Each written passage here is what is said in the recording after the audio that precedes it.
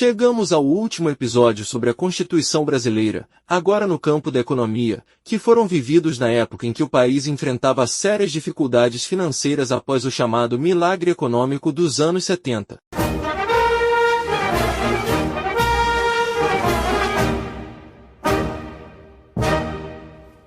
O Plano Econômico na Assembleia Constituinte de 1987 a 1988 no Brasil representa um marco significativo na busca por estabilidade e crescimento econômico no país. Os constituintes enfrentaram o desafio de elaborar uma nova ordem econômica que promovesse não apenas a recuperação, mas também a inclusão social. Um dos principais aspectos abordados foi a necessidade de garantir a função social da propriedade, estabelecendo bases para um desenvolvimento sustentável e equitativo. A Constituição de 1988 trouxe inovações importantes, como a proteção dos direitos dos trabalhadores, a promoção do cooperativismo e o incentivo à reforma agrária, evidenciando uma preocupação com a justiça social. Além disso, a introdução de mecanismos de controle da inflação e a busca por uma política fiscal responsável foram fundamentais para estabelecer as diretrizes econômicas do país.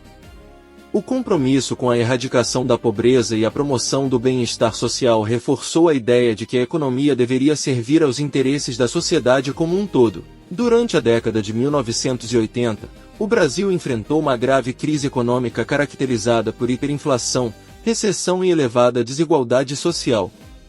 A transição para a democracia trouxe à tona a necessidade urgente de um novo modelo econômico que pudesse revitalizar a economia e promover a justiça social. Assim, o debate sobre as diretrizes econômicas a serem inseridas na nova Constituição tornou-se um dos pontos centrais da Assembleia Constituinte, e ninguém melhor do que o próprio professor Delfim Neto, que já foi ministro no regime militar e deputado constituinte, durante uma entrevista no dia 11 de julho de 2017. A Constituição é um milagre. É um milagre. É um milagre. Porque ela foi produto do maior estelionato eleitoral que o Brasil já viveu, que foi o Plano Cruzado. Quando houve a eleição no Cruzado, o PMDB elegeu tudo. De ponta a ponta. De ponta a ponta. E eram as pessoas que tinham lutado, que tinham, digamos, elas eram honestas e ingênuas. A honestidade junto com a ingenuidade produz coisas estupendas ou monstruosas. Mas a Constituição acabou sendo um negócio razoável. É muito longa, cheia de contradições, mas a concepção de uma sociedade civilizada está lá dentro. O que eu já repeti, é uma sociedade onde as liberdades individuais são absolutamente consagradas, onde o desejo de igualdade, de oportunidades emerge a cada instante, e onde, na verdade, você tem instrumentos econômicos para produzir de maneira eficiente. O mercado, ele é simplesmente um instrumento. Ele é um instrumento que tem problemas, como eu disse. Por quê? Porque ele não funciona sem a propriedade privada. E a propriedade privada tem um viés de acumulação de riqueza que mata a igualdade. Sim. Então, você precisa de um sistema muito sofisticado em que se autocontrole. É por isso que os poderes, já com Montesquieu, que foi quem imaginou esse negócio, eles têm que ser autônomos, mas harmônicos. Quem produz isto no final, quem é o instituto que diz, olha, vem cá, rapaz, a tua caixinha é esta aqui, traz o livrinho aqui que eu vou te explicar. É o Supremo. Sim. Ou seja, a concepção da sociedade que está na Constituição de 88 é de uma sociedade civilizada, em que usa os mecanismos mais modernos possíveis para você atender esses objetivos. É por isso que eu digo que ela é um milagre, porque ela nasceu do caos. Não tinha na Constituinte, que eu me lembre, nenhum constitucionalista notável.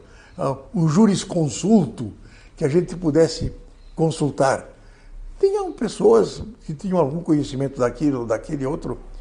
Agora, foi consciente a construção não só de um Supremo, como eu disse, sacralizado, e de um Ministério Público independente do fiscal da lei, que são partes dessa sociedade civilizada.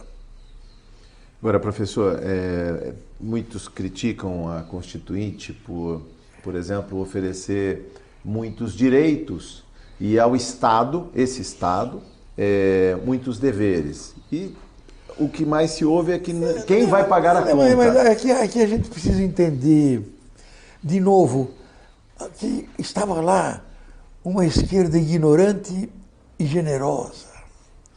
O problema da esquerda é quando ela se recusa a entender a aritmética.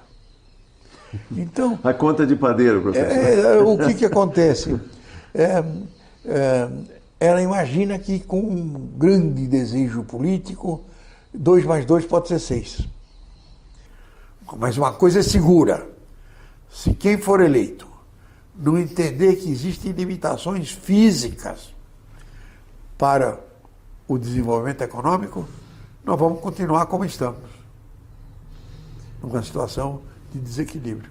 Professor, no alto dos seus 89 anos, completos em 1º de maio, no Dia do Trabalhador, o que o senhor fala do futuro do Brasil para essa juventude? Agora eu estou instando a juventude também, essa que está no sofá, mas essa que quer fazer política, mas não sai do sofá. Mas eu professor. Acho que é muito boa que ela vai aprender. Essa gente tem que aprender. A primeira coisa que tem que aprender é a regra de 3. Primeira, né? Dos manuais. A primeira coisa que tem que aprender é a regra de 3.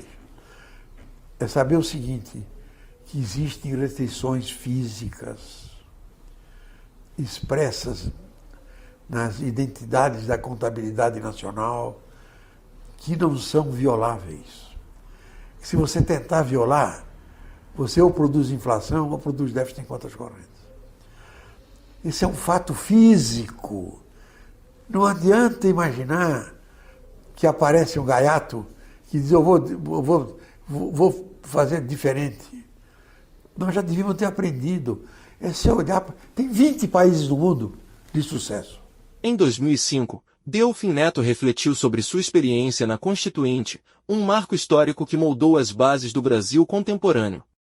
Durante suas considerações, levantou uma questão pertinente que permanece em debate: a aceitação da Constituição por parte do Partido dos Trabalhadores, liderado pelo atual presidente Luiz Inácio Lula da Silva. A promulgação da Constituição de 1988, conhecida como Constituição Cidadã, foi resultado de um amplo processo democrático e representou um avanço significativo nas relações sociais e políticas do país. Contudo, o PT enfrentava dilemas internos e externos sobre a adesão a certos princípios consagrados no texto constitucional, especialmente no que tange a questões de justiça social e econômica. Desde então, a dúvida sobre a postura do partido em relação à Constituição se mantém viva nos debates políticos, refletindo a complexidade de seu papel na história recente do Brasil. A análise da aceitação ou não da Constituição pelo PT não é apenas uma questão histórica, mas também um ponto crucial para entender a evolução e os desafios enfrentados pelo partido ao longo das últimas décadas. Com o parlamentarismo dividido por 2, não está em lugar nenhum. Quer dizer, nós não temos regime nenhum. Nós temos aqui alguma coisa que vai fazer empatar o executivo e o legislativo. Ou seja, vai tornar o país inadministrável. E já que podemos tudo, por que não fazer uma taxa de juros zero? Pois o mundo muçulmano vive com taxa de juros zero. O Islã faz isso há vários séculos e dá certo. Eu me lembro, quando terminou a Constituição, 2 grupos ficaram fora, muito amuados e resistentes. Um grupo que era constituído por um homem só, que era o Roberto de Oliveira Campos. E disseram, eu não assino esse negócio aí, porque essa Constituinte é muito socialista para o meu gosto. E o outro grupo era o PT, que não assinava porque era muito capitalista para o gosto deles. Doutor Ulisses, naquele jeitão dele, tal, passou lixa num, passou lixa no outro. Então, e acabou, todo mundo assinou a Constituição.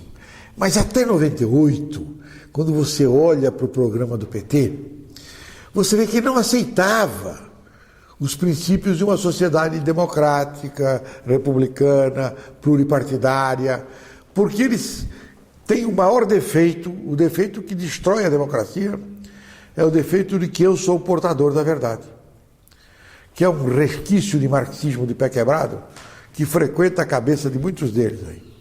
A vantagem do Lula, na minha opinião, é muito grande. Ele provavelmente nunca ouviu falar no tal Karl Marx, o que é uma coisa extraordinária. E nunca pertenceu ao Partido Socialista, ao Partido Comunista, o que é hoje, é uma pena, porque o currículo dele hoje seria muito mais rico se tivesse pertencido ao Partido Comunista. Mas não, aquela hierarquia não tem o menor efeito sobre ele.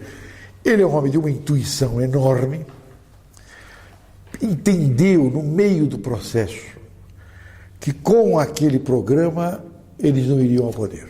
Quando ele lançou aquela carta aos brasileiros, ele, na verdade, trouxe o PT para dentro da Constituição.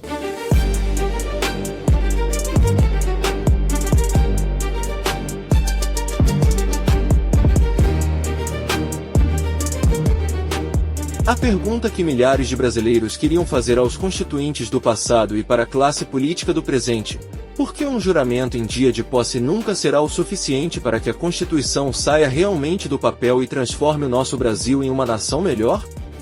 Prometo manter, defender e cumprir a Constituição, observar as leis, promover o bem geral e sustentar a união, a integridade e a independência do Brasil.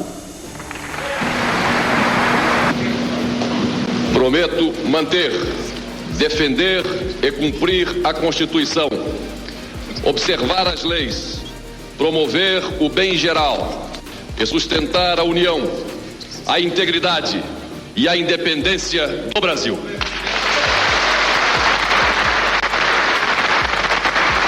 Prometo manter, defender e cumprir a Constituição, observar as leis, promover o bem geral do povo brasileiro, sustentar a união, a integridade e a independência do Brasil. Defender e cumprir a Constituição, observar as leis, promover o bem geral do povo brasileiro, sustentar a união, a integridade e a independência do Brasil.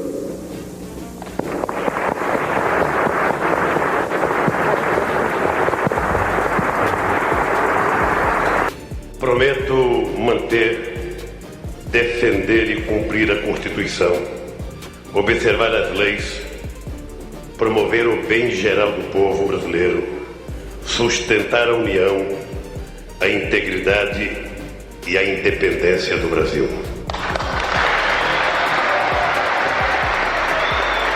Prometo manter, defender e cumprir a Constituição, observar as leis, promover o bem geral do povo brasileiro, sustentar a união, a integridade e a independência do Brasil. A partir desse momento, sou a presidenta de todos os brasileiros.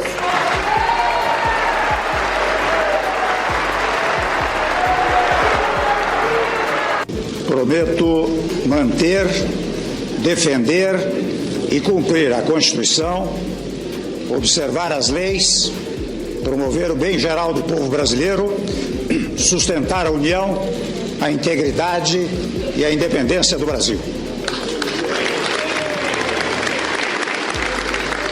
Prometo manter, defender e cumprir a Constituição, observar as leis, promover o bem geral do povo brasileiro, sustentar a união, a integridade e a independência do Brasil.